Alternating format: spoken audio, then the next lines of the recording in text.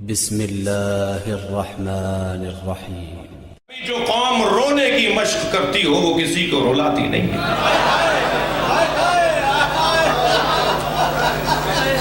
ہمارا تو انداز ہی کچھ اور ہے، ہمارا تو طریقہ ہی کچھ اور ہے۔ یہ رونا، بعض دوست کہتے ہیں رونا مطلب نہیں ہے معرفت کے۔ بھئی معرفت کے بغیر کوئی روئے، کون روئے گا؟ بغیر معرفت کے کون رو سکتا ہے؟ ہر ایک کی معرفت مختلف ہے، کسی کی زیادہ ہے، کسی کی کم ہے، مگر آنکھ میں آنسو اسی قدر آتے ہیں جتنی امام سے محبت ہوتی ہے۔ اور رونا دل کو نرم کرنے کے لیے ضروری ہے۔ لہذا جو بچے رو نہیں رہے ہوتے، ڈاکٹر ان کا رونے کا علاج کرتے ہیں کہ کس طرح یہ رونے لگے۔ جو بڑے روتے نہیں ہیں ان کو کہا جاتا ہے یہ بیمار ہیں۔ اور نفرت ہے انبیاء کرام کو اور ائمہ اہل بیت کو ان لوگوں سے جنہیں رونا نہیں آتا، یعنی مراد ہے جن کے دل سخت ہیں۔ ائمہ سے لوگ آ کے پوچھتے تھے کیا کریں کہ آنکھوں میں آنسو آ جائیں؟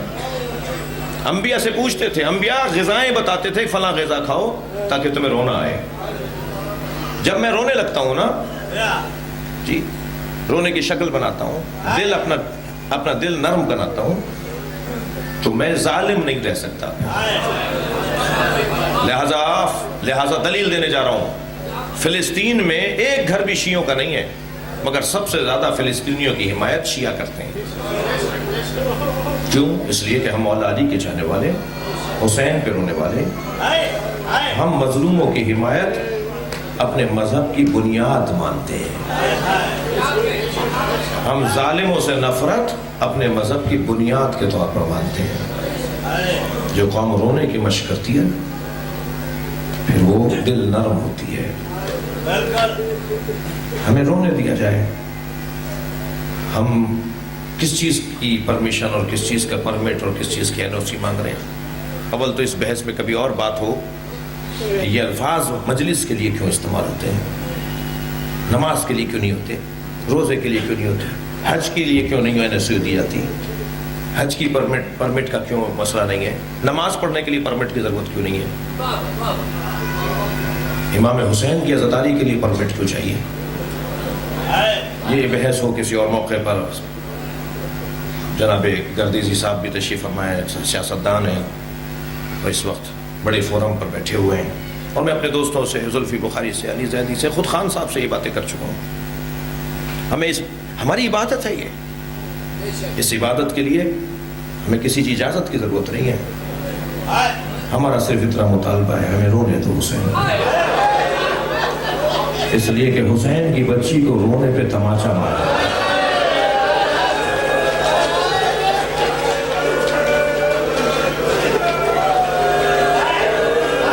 اجرکم اللہ، اجرکم اللہ، آپ کی آوازیں بلند ہیں، اللہ آپ کا اجر و ثواب عطا فرمائے۔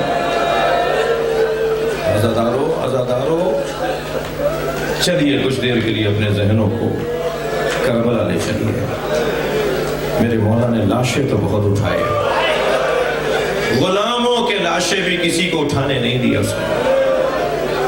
جب غلام کا لاشہ اٹھاتے تھے نا، اور وہاں موجود کوئی صحابی کہتا تھا مولا میرا غلام ہے، فرماتے تھے میری کربلا میں آیا ہے، یہ میرا مہمان ہے۔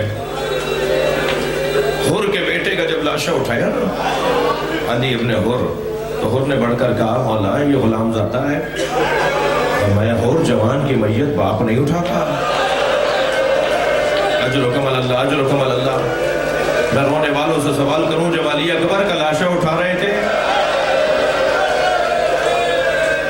تو لاشہ اٹھا تو لیا حسین نے، مگر برابر میں ایک برقع پوش بی بی نظر آئی۔ فرمایا بھائی حسین یہ لاشہ زینب اٹھائے گی۔ واحد لاشہ ہے جو جناب زینب نے بھائی کے ساتھ اٹھایا ہے۔ اجرکم اللہ، اجرکم اللہ۔ آپ رو رہے ہیں، آپ کی آوازیں بلند ہیں۔ عزادارو لاشیں تو بہت اٹھائے میرے مولا نے، مگر 4 لاشوں پہ حسین بہت روئے۔ اپنی آوازوں کو ملائیں میرے مولا حسین کے گریے کے ساتھ۔ ایک لاشہ جس پہ حسین بہت روئے وہ عباس کا لاشہ، کٹے ہوئے بازو تو اٹھا لیے چھیدا ہوا مشکیزہ تو اٹھا لیا، علم مبارک تو اٹھا لیا، مگر بھائی کہہ رہا ہے آقا میرا لاشا خیمے نہ لے جائیے۔ یہ قلق تھا حسین کو کہ کیا کروں میرے بھائی کا لاشا۔ مڑ مڑ کر بھائی کا لاشا دیکھتے رہے۔ سنیں گے عزادارو، جب مولا چھوڑ کر چلے گئے نا وصیت کے مطابق، تو 100 تلوار بردار ظالم آئے اور یہ کہتے ہوئے آئے کہ عباس ابھی زندہ ہے، اٹھ کے بیٹھے گا، لہذا چلو عباس کے بدن کے ٹکڑے ٹکڑے کر دو۔ میرے مولا پر اتنی تلواریں ماری گئی کہ جوڑ جوڑ علیحدہ ہو گیا۔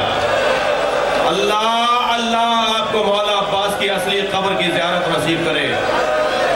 جب آپ نیچے جا کر دیکھیں گے نا تو اتنی قبر ہے جتنی جناب سکینہ کی قبر ہے۔ اجر و کمال اللہ، اجر و کمال اللہ، تھکے نہیں، آپ کی آوازیں بلند ہیں، اللہ آپ کو اجر و ثواب۔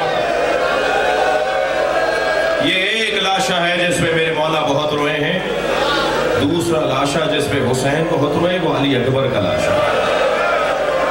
اپنے بچے کا لاشا اٹھا تو لائے مگر بار بار زمین پر رکھتے تھے، کبھی زینب لیتی تھی، کبھی بھائی اٹھاتا تھا۔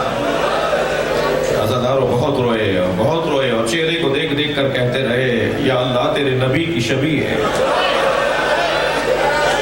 سنیں گے عزادارو تیسرا لاشا جس پہ امام بہت روئے، وہ لاشا قاسم کا لاشا۔